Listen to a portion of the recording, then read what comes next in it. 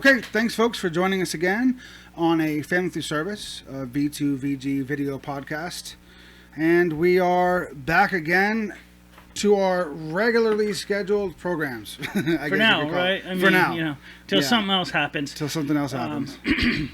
So we got a special visitor coming in. Jennifer found it. Was it under my seat? It's on the side of it. Yay. All right. So The boss always comes to the rescue. If you have an organization, you need a BIS.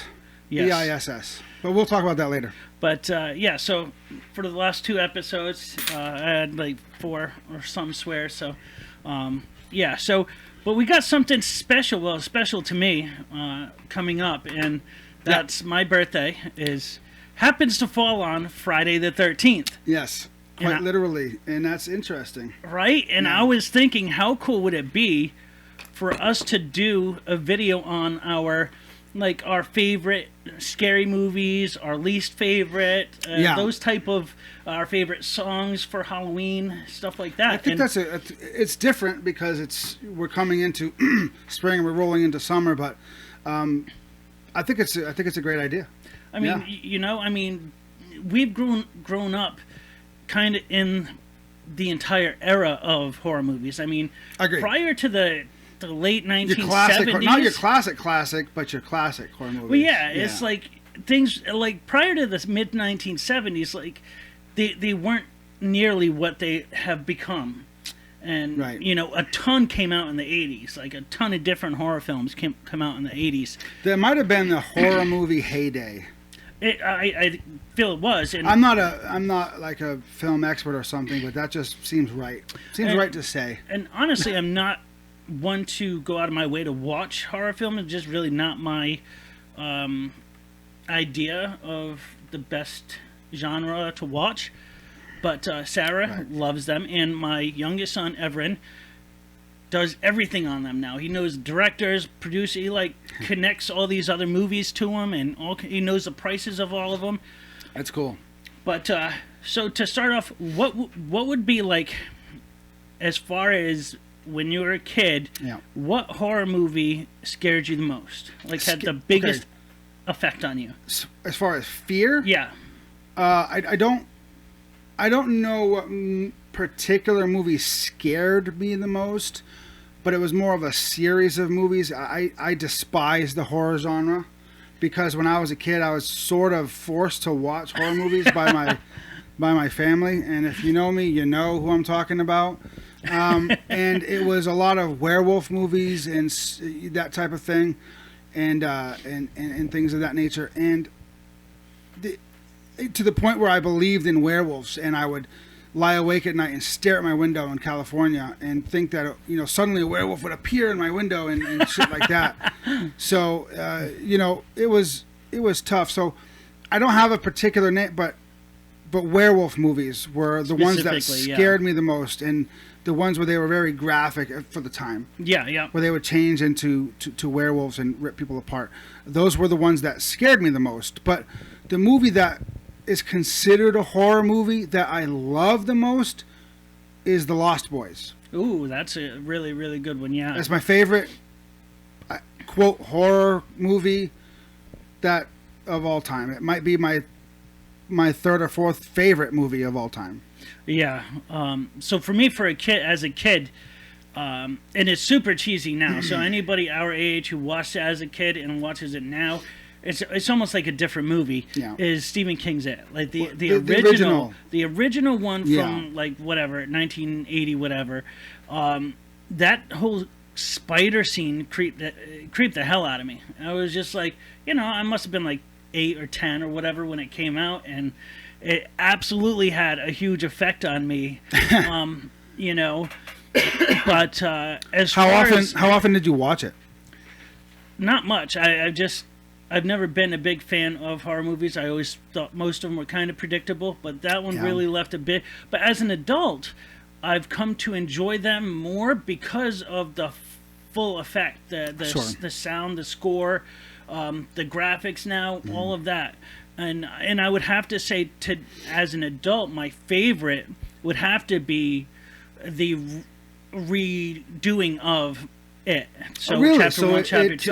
They it- did a great It job. transferred to the new Yes. iteration of it. Because- That's very rare. Because it, like, Usually when they redo a movie, a repop, Yeah. it's junk.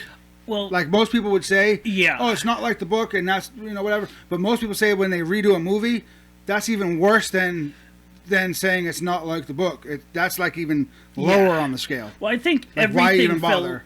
Like into with Red place. Dawn, Everything you know. fell into place. Like all the, Yeah. the people, the director, everything was like Yep. perfect. The graphics, they spent more time on the characters, but there was more jump scare, but there was still a lot of suspense. So Sure. there was the building of which is kind of the adrenaline pumping aspect of watching scary movies.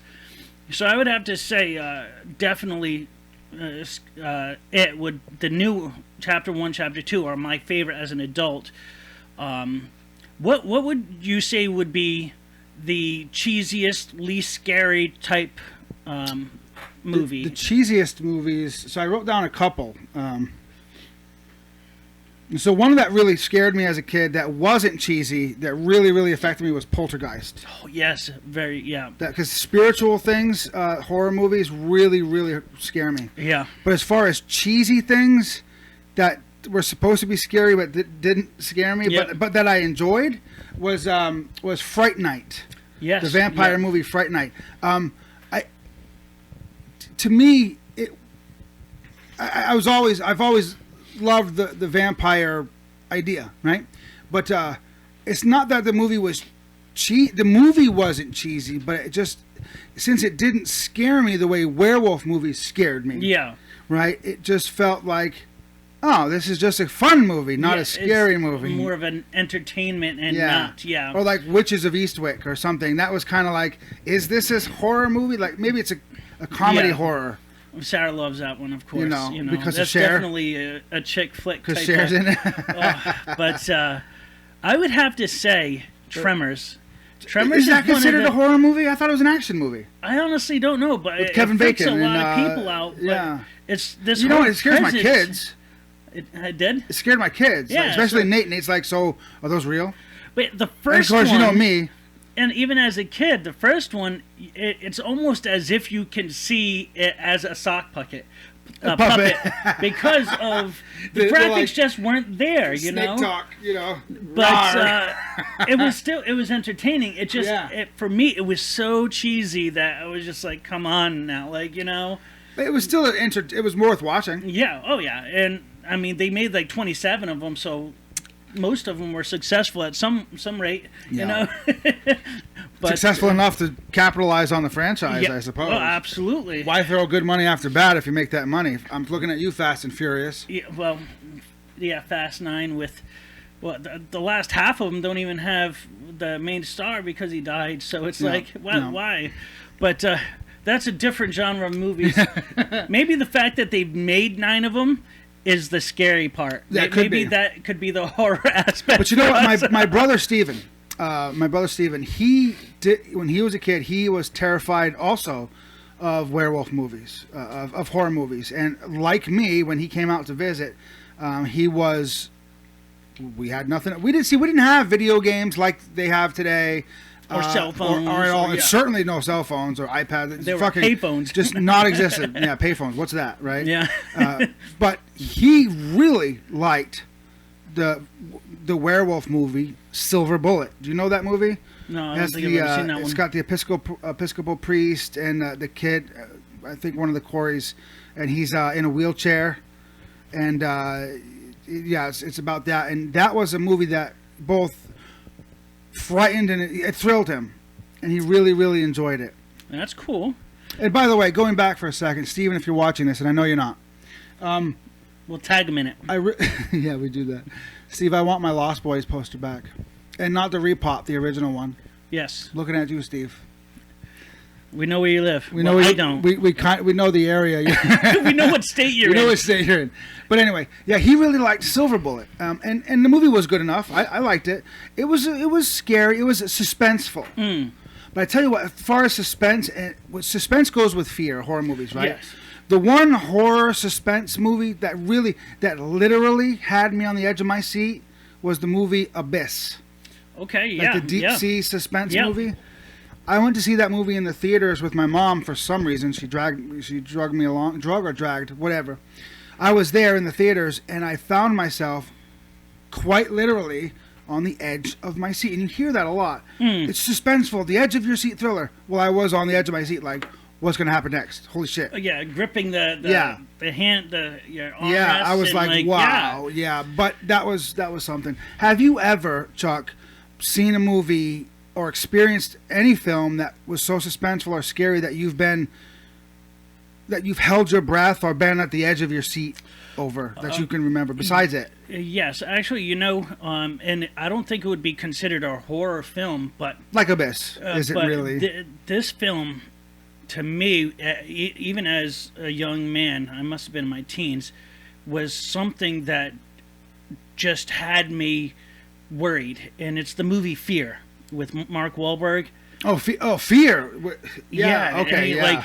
But the whole premise of a young man, he's supposed to be like late teens. It's not like he's supposed to be an adult. That's where he carved the name in his chest. Yeah, and he hits himself and says the father did it, and this whole just absolutely crazy sets of things. It really frightened me, but it left this aspect in me to also pray and hope I don't have daughters. Yeah, because didn't work out for me. So, well, no. Well, there is that. But that definitely impacted me probably more than most movies do in general. Yeah. Yeah, that's something. When a movie can hit you deeply, no matter the genre, really. Yeah, yeah. The writers have done something good, I suppose. Or right, correct. Yeah. Maybe not good, but they did it the way they intended. Yes. But yeah, that was it. That one, and I would say on the opposite scale of that one would be The Crush, or Swim Fan. Is that what it is? Swim Fan. I'm not sure. Where I don't it's the remember. girl who's stalking the high school swim kid. And that one was really freaky too. But to me, that women to man ratio, even though we're seeing it with everything going on in the news, I just have never been afraid of a woman. So it's like it didn't have the same impact. It was still just a little frightening, but didn't have the same impact. Yeah, I mean it depends on which angle you're approaching it from. Yeah, no, right? Absolutely. Yeah, movies can evoke a lot of feelings of people. My mother, she's got a big thing for zombies and zombie films, and I remember her telling me even recently that the Walking Dead movies or Day of the Dead movies back when she was a kid were black and white, I believe, or just were like washed out color. You know how color was kind of washed out back then. Obviously, graphics have come a long way, or technology and clarity and things like that. But she was terrified of zombies, and she still is. Although she's very much enamored by the idea of zombies. Yeah. But she remembers seeing them for the first time in black and white, like shuffling along in Day of the Dead or Night of the Living Dead or whatever it was. And she was just terrified because the black and white, she explained to me it wasn't, because I was like, Mom, it's black and white. How could you be so scared? She said it wasn't that it was graphic and gory like the TV show, Walking Dead, which is, it is really, I mean, you might as well look out your window and see it. Yeah, right? well, absolutely. She said it's not because of that. She said it's because of what your mind adds to it. Your mind back then, she says, made up for the lack of CGI or makeup artistry and clarity of television and things like that. So she said, you see these zombies on TV and you know what they are. She said, and they've got a little makeup and they're walking. And she said, but your imagination is what puts its claws in you. Yeah, because absolutely. when you lay down in bed at night as a kid, as a little girl in her case, it becomes this bigger monster, and your imagination can take it in any direction it wants. Whereas today, you see every single gruesome detail, and your imagination doesn't really have anywhere to go with it because it's already there. And I kind of miss that. It's like reading between the lines, right? And if there are no lines, what's the point? They give you kind of a summary, a visual summary. Yeah. And your own experiences plugs in the rest. Yeah. And you don't get that now. Yeah. And, you know... And you have far fewer chances now. And I think it's great talking about this, and I know you're not a big fan of Michael Jackson's music, but I have not particularly, yeah. I have to bring up, because I think it is by far one of the best made videos and song combinations, the song Thriller. Thriller, yeah. And I do like that particular song, and the video is pretty cool. The video is like a mini movie. Yeah, but it really goes... Speaking of zombies, if you don't know Thriller, look it up. Get out from under a rock. Yeah, watch... I don't like Michael Jackson stuff, and I know Thriller. So if you don't know Thriller, you don't know what we're talking about, slink out from under your rock and please Google it. You know, you'll be happy you did. It really did a great job of kind of putting the music first and then the video as a secondary, which normally in movies the music is the supporting cast and the visual is what is the primary attention grabber. Sure. So we don't even realize how big a part the music plays in these films. When the choreography was great and everything, and it went with it. Well, the music and the sound went with the choreography and the overall theme of the music. And I'll tell you, you know, he did an absolute... Did he direct that? He was a perfectionist. Everything was, I mean, the way he wanted it was to be. literally beat into him, unfortunately, to be that way. But he had his hands on every aspect of things, but that's why his stuff come out. His videos have been world renowned because of that ethic, you know. Yeah. But I'll tell you, you know, it's really cool to grow up in the time we grew up in and think of movies now when we were kids that were a little frightening but are super cheesy now, and then watch movies now that we don't know what to expect, and it gets a little bit of a fright out of us. And I know because of your brain injury and stuff, it's hard for you to sit through, you know, 2-hour, 3-hour movies. So almost impossible. It's hard for me to sit through a TV show, which is why I don't watch TV. Yeah. So but or I can't really sit through much of anything for a very long period of time. Yeah. And I lament that. It's sad because there are TV shows and movies that I would really enjoy watching. Like my brother Colin will be like, "Hey, you got to check this out," and I want to, I really do, and then I start to, and I'm like, my brain starts shutting down, and it makes me feel really bad. And because it's not because of lack of wanting. It's It's like I can't explain. I just shut down. Yeah, just because you read the concept or you hear about the concept of the show, and it's interesting to me. And because of the physical reactions to the screen and all that stuff, it just and too much stimuli coming in, and it sucks because if it's recommended to me, regardless of what I want to check it out, because if it's worth recommending, it's worth checking out.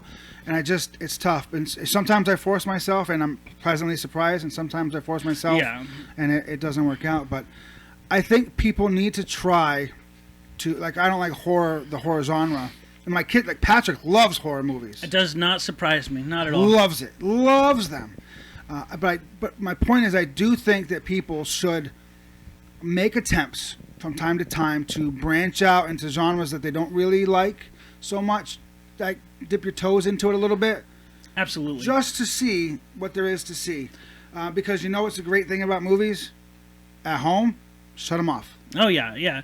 But you know, what's cool is having that jump scare or that a little bump of adrenaline. It's those things in the entertainment industry, whether it be music, movies, or books, or whatever, it lets you know you're alive. Sure. Well, imaginatively, it helps you escape reality, but physicality, you're having a physical reaction, which reminds you that you're alive, like that you are here, alive, and that something is affecting you, even though it's not touching you or hurting you. So I think it's Isn't a really it good amazing thing. that the human mind can react to something that you know objectively is absolutely not a threat? Yes. I mean, it's on your television or on a screen. It's not Yeah. You're not even at a play where, in theory, the actors or actresses can jump off the stage and attack you in some weird concept. Or it's on your TV. Like, even in the theater where you have the surround sound and stuff like right. Where typically you're in front of a TV, you have just the TV speakers, and like, it still can affect you. It still connects you. I think that goes to show you that human beings are very multifaceted, dynamic creatures, and we should appreciate the things that we have, the senses that we have, and the technology that we have, and don't take it for granted, because not everybody can. And since the majority of our viewers are veterans and or family members of veterans, I'd like to leave with this suggestion of watching. It's a zombie movie, but it's funny as hell. I know where you're going. It's all written, acted by, directed by veterans, and it's called Range 15, and it's just so ridiculous. I don't recommend watching it with your kids. Don't watch it with your kids. Don't do it. But not because they're zombies, but because it was written and directed and acted by veterans. Veterans, combat veterans, all of them. So let's just leave including it at that. the guy, the actual guy from Lone Survivor, Marcus the one Luttrell, who actually, a few others, people who are double amputees, single leg amputees, people Chris who Beaver actually there, went through it, and they're in the movie, and it's so great. The whole aspect. It's funny. It's raunchy, raw. It's just a funny. It's worth watching. Yeah, at least checking it out. It's if you're a veteran. So we'll leave you with that.